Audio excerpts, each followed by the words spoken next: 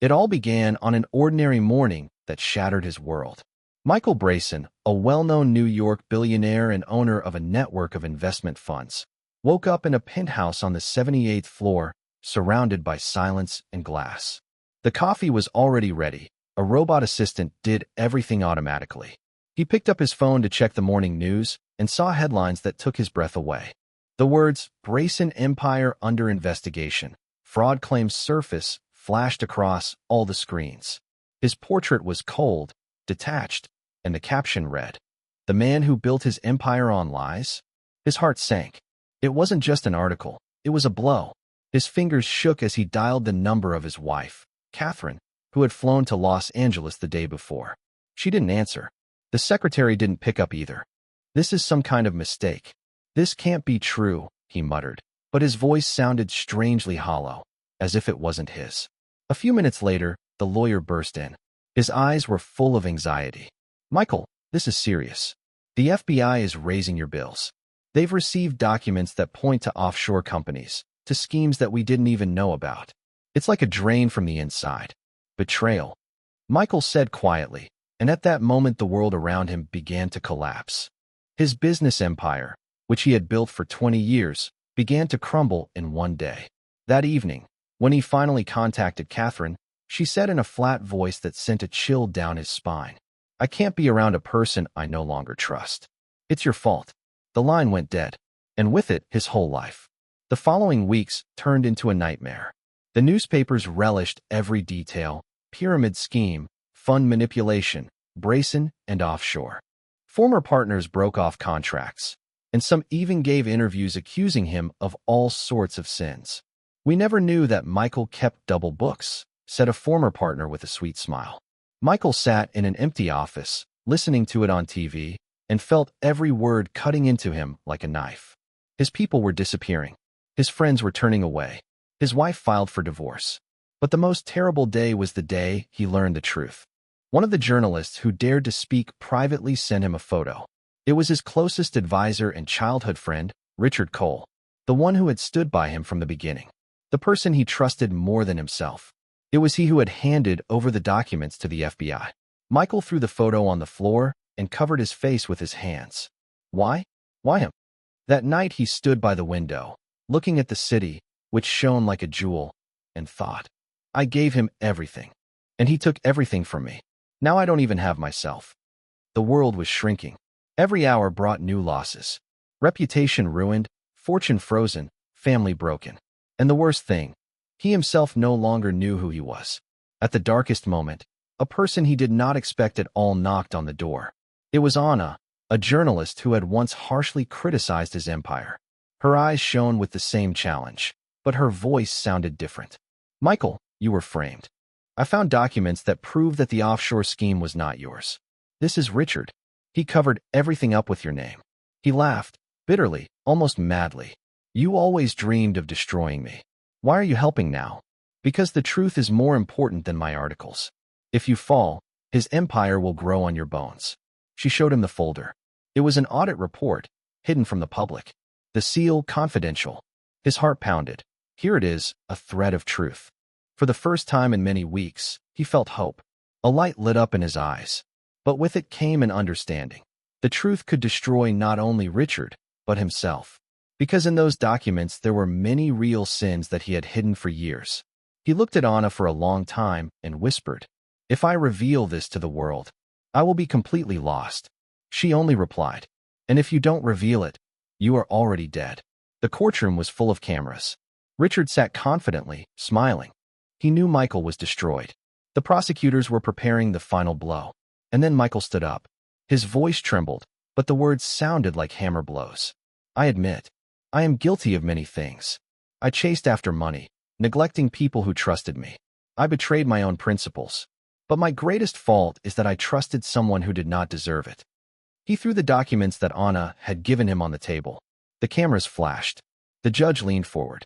There was a noise in the hall. And suddenly, silence. All eyes were on Richard. At first he laughed. Then his face twisted with anger. "That's a lie. He wants to drag me with him." But the evidence was undeniable. And in that moment Michael understood. He had put everything on the line. He was no longer saving money or reputation. He was saving himself. His soul. Richard was arrested. But Michael did not become a hero. His name remained tarnished. He lost billions, friends, family. After the trial, he left the courtroom into a crowd of cameras. But for the first time in many years he felt freedom. Anna approached him. "You won." He smiled sadly. "No, I just stopped lying to myself." He walked away from the microphones, from the journalists, from this whole world. In the evenings he sat on a bench in a small park and watched the children run around. He no longer needed penthouses, yachts, loud headlines. He thought only of one thing. Is it possible to start from scratch when your past is so difficult? And then a question came to his mind that would stay with him forever. Is it possible to be rich and honest? Are these two roads that never intersect? Several months passed. Michael settled into a small house on the outskirts of Brooklyn, where no one knew his face. He woke up without the calls of secretaries, without the crowds of lawyers and journalists at the door. His only luxury was a morning walk to a cheap coffee shop, where he sat with a notebook and for the first time in many years wrote his own thoughts, not signed contracts. But the silence had another side. Every night, he woke up in a cold sweat. He dreamed of scenes from the court, the screams of shareholders, his wife's crying, Richard's face, twisted with hatred. He felt how the world gradually forgot him, erased him like ink from an old document. One evening Anna came to him. "You live like a ghost. You can still build something real. People are tired of lies. They are looking for someone who has walked through the fire and survived." Michael was silent for a long time. Then, clutching the cup in his hands, he whispered, "What if I don't know who I am now?" "That's what makes you alive," she replied. "You are no longer a god in a tower. You are a human." For the first time, he allowed himself to think that his fall might not be the end, but the beginning. The world suddenly remembered Michael again. Someone began to post old materials, distorted documents, fake videos, where he allegedly made deals with criminals. His name was again on the front pages. This time he was no longer a billionaire. He did not have an army of lawyers. But he had Anna and a few honest people who saw in him not a tyrant, but a person who was learning to fall and get up. They began their own investigation, trying to find the one who was trying to finally destroy his image. The truth turned out to be bitter. This was a corporation that Michael himself had once humiliated by rejecting their offer of a partnership. They were waiting for the right moment to strike him a second time, now that he was defenseless. Michael sat in a dark room, holding this new evidence in his hands. He understood that he had a choice again: return to the old game and fight their methods, or remain in the shadows and forever become a ghost of the past. "If I start this again," he said to Anya, "I will be drawn back into the world that killed me." She looked him straight in the eye. "And if you don't start, they will destroy your only new life that you were trying to build." Silence was his answer. He understood. The battle was not over yet. This time he played differently. Not as a billionaire, but as a man who has lost everything and therefore is no longer afraid of anything. Instead of lawyers, he turned to the people. He began to speak publicly, telling his story, how money destroys, how greed burns the soul. He showed documents, exposed the corporation that was trying to erase his name. He was listened to not as a businessman, but as a man who had gone through hell.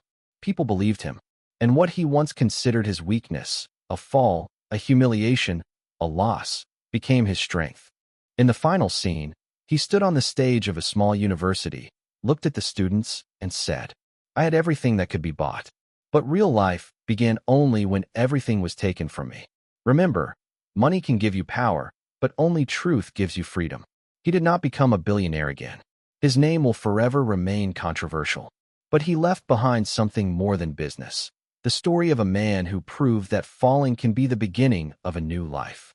And in the silence after the applause, he asked himself one last time, maybe true wealth is the ability to live after losing everything?